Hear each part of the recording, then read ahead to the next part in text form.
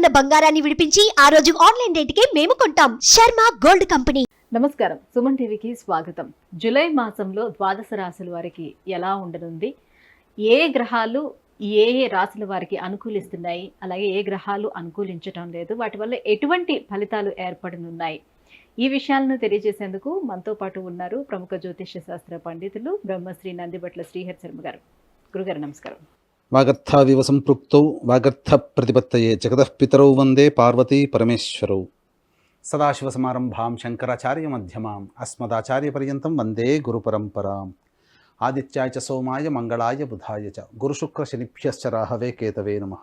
గురుగారు, మకర రాశి వారికి ఈ జూలై మాసం అంతా ఎలా ఉండబోతుంది?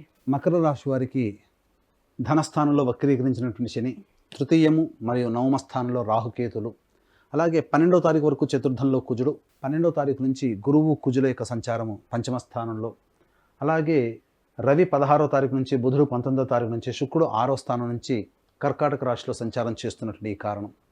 వెరసి చూసుకున్నట్లయితే ఈ యొక్క మకర రాశిలో జన్మించినటువంటి వారికి ప్రధానంగా నిరాశాజనకమైనటువంటి ఫలితాలు ఎక్కువగా ఉంటాయని చెప్పవచ్చు. ఎందుకనంటే గ్రహాల యొక్క సంచారం అనుకూలంగా ఈ మాసంలో లేదు. కావున జాగ్రత్తలు పాటించండి. ప్రధానమైన నిర్ణయాలు ఏవైతే ఉంటాయో ఈ మాసంలో కంటే వచ్చే ఆగస్టులో కనుక నిర్ణయం తీసుకున్నట్లయితే చాలా మటుకు మీరు సేఫ్ జోన్లో ఉంటారు. ఎందుకంటే కొన్ని నిర్ణయాలు మనం తీసుకున్నప్పుడు మనకు అనుకూలంగా లేని మాసం అయినప్పుడు దాన్ని వాయిదా వేసుకోవడమే మంచిది. కాకపోతే మన మనస్సు ఏంటంటే ఆగదు కదా, మనం చేసే పని తొందరగా చేసేయాలి అనేటువంటి ఒక తపన ఉంటుంది. ఆ చేసే పనులలో గ్రహాలు అనుకూలంగా లేనప్పుడు మనము చేసిన పని వృధా అవుతుంది. ముఖ్యంగా రాష్ట్రాధిపతి అయినటువంటి శని ధనస్థానంలో ఉండి వక్రీకరించినటువంటి కారణం చేత సరైనటువంటి సమయంలో ధన సహాయం లభించదు. సొంత వాళ్ళు అనుకున్న వాళ్ళే విరోధులు అవుతారు. లిటిగేషన్స్లో మీరు ఏదైతే ఎదుటి వాళ్ళని నమ్మి సంతకం పెడతారో లిటిగేషన్లు అవుతాయి. కాబట్టి గ్యారంటీదారుగా ఎట్టి పరిస్థితుల్లో ఉండకండి. ఈ మాసంలో మీకు అలాంటి అవకాశాలు కనబడతాయి. అలాగే న్యాయపరమైనటువంటి చిక్కులు ఎదుర్కోవాల్సినటువంటి పరిస్థితి వస్తుంది. ఇక ఈ నెలతో మనకున్నటువంటి తీర్పులన్నీ కూడా తీరిపోతాయి. వచ్చే నెలతో మనం సేఫ్ హ్యాండ్లో ఉంటామనుకున్నది కాస్త మళ్ళీ తిరిగి వాయిదాలు పడతాయి. ముఖ్యంగా ప్రధానంగా ఈ యొక్క విదేశీయానం, విదేశీ విద్యకు సంబంధించిన చేయ ప్రయత్నాలు కొంతవరకు కలిసి వస్తాయి. విద్యార్థులకి చాలా మంచిది.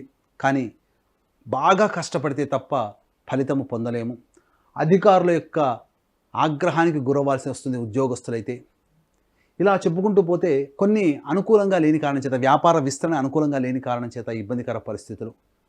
కావున ఈ యొక్క మాసంలో ఎప్పుడూ చెడైనా మంచి కూడా ఉంటుంది. మంచి ఏంటనంటే మనం అనుకున్నటువంటి పనిలో కొంతవరకు ఆనందం, ఉత్సాహంగా ఉండడం, డబ్బు ప్రయత్నాల్లో ఉన్నప్పుడు సకాలానికి డబ్బులు చేతికి అందడం. కాబట్టి ఏ సమయంలో డబ్బులు చేతికి అందుతాయో దానికి అనుగుణంగా మీ యొక్క కార్యాచరణ మీరు పెట్టుకున్నట్లయితే తప్పకుండా ఇంతకుముందు మొట్టమొదట నేను చెప్పినటువంటి నిరాశాజనకమైన ఫలితాల నుంచి కొంతవరకు పాజిటివ్లో మీరు ఉంటారు మీ యొక్క జీవితం. మరి ఏ సమయంలో అనుకూలంగా ఉంటుందనేటువంటి విషయం చూసుకున్నట్లయితే ఈ నెల 5వ తారీఖు, 6, 7, 8, 9 తారీఖుల్లో మీకు ధనము మీ చేతికి అందుతుంది. ఊహించిన దానికంటే అధిక మొత్తంలో ధనం అందుతుంది. అలాగే ఇక మనకు ఈ వ్యక్తులు డబ్బులు ఇవ్వరేమో, మనం ఇచ్చాం, మనము వదులుకోవాల్సిందే, మర్చిపోవాల్సిందే అనుకున్నటువంటిది కూడా ఈ యొక్క మకర రాశిలో జన్మించిన వారికి 5, 6, 7, 8, 9 తారీఖుల్లో కొంత మొత్తంలోనైనా కానీ డబ్బు మీకు అందుతుంది. ఏదైనా మీరు ఇతరుల దగ్గరికి వెళ్ళి రుణాలు చేయాల్సి వస్తుంది, అప్పులు కావాల్సి వస్తుంది, అప్పు పుడుతుంది. అలాగే రాని బాకీలు వసూలు అవుతాయి. ఇక 15, 16 తారీఖుల్లో ఉద్యోగ సంబంధమైనటువంటి, వ్యాపార సంబంధమైనటువంటి కార్యకలాపాల్లో కీలకమైన నిర్ణయాలు తీసుకుంటారు.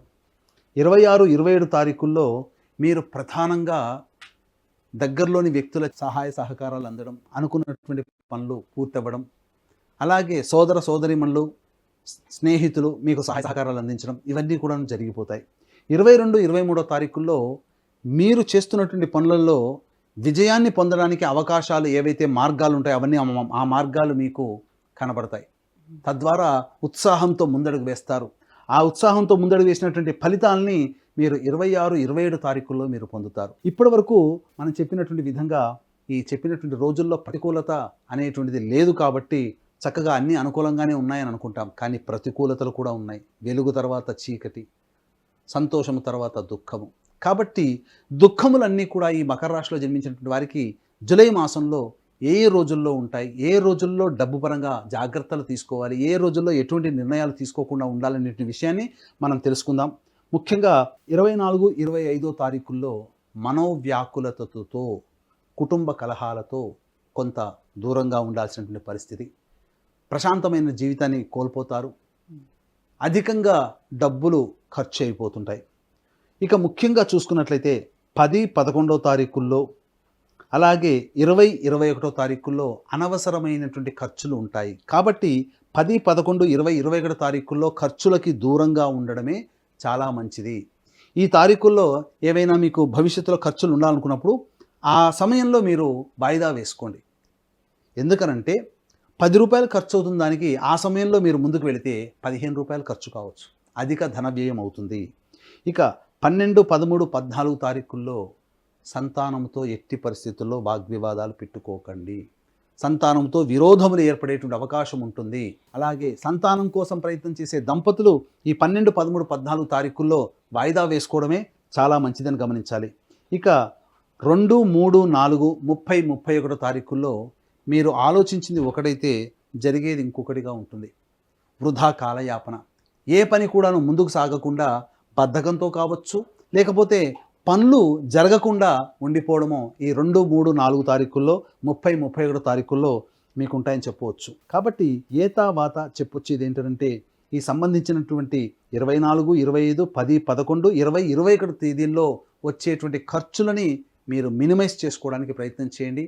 ప్రధానమైనటువంటి నిర్ణయాలు ఈ 24, 25, 10, 11, 20, 21 తేదీల్లో లేకుండా ఉండడమే చాలా మంచిదని గమనించాలి.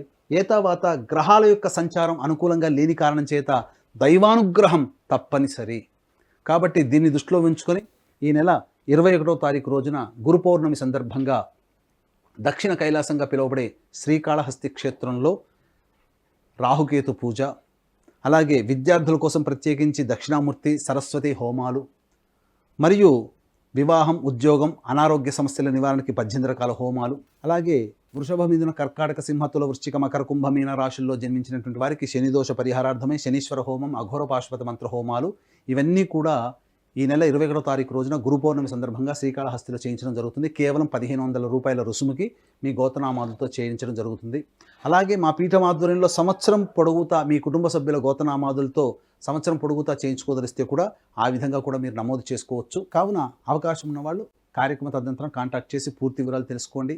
అతి కొద్ది మందికి మాత్రమే ఈ గురు పౌర్ణమి సందర్భంగా ఈ యొక్క కార్యక్రమంలో చేయించడం జరుగుతుంది. కాబట్టి ఈ అవకాశాన్ని వీక్షించేటువంటి సుమన్ టీవీ ప్రేక్షకులు సద్వినియోగం చేసుకోగలరు. గురుగారు, మరి మకర రాశి వారు దైవానుగ్రహం కోసం, నవగ్రహాల అనుగ్రహం కోసం ఎటువంటి పరిహారాన్ని పాటించాలంటారు?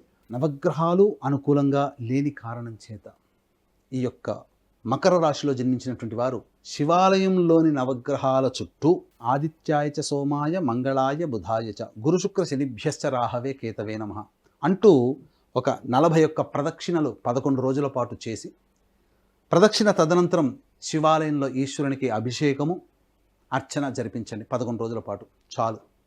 ఇక అన్ని రకాలైనటువంటి సమస్యలు వాటంతటవే తగ్గుముఖం పడతాయి, ఆనందంగా ఉంటారు. ముఖ్యంగా అనుకూలంగా లేని రోజులు ఈ నెల 24, 25, 30, 31, 10, 11, 20, 21 తేదీల్లో డబ్బు పరమైనటువంటి విషయాల్లో జాగ్రత్తలు పాటించండి. ఇది ఈ యొక్క మకర రాశి వారికి చెప్పవచ్చు. గురుగారు, మకర రాశి వారికి జూలై మాసం ఎలా ఉండబోతుంది, ఎటువంటి పరిహారాన్ని పాటించాలనే విషయాన్ని తెలియజేసినందుకు ధన్యవాదాలు. సర్వం శ్రీ ఉమామహేశ్వర పరబ్రహ్మార్పణమస్తు.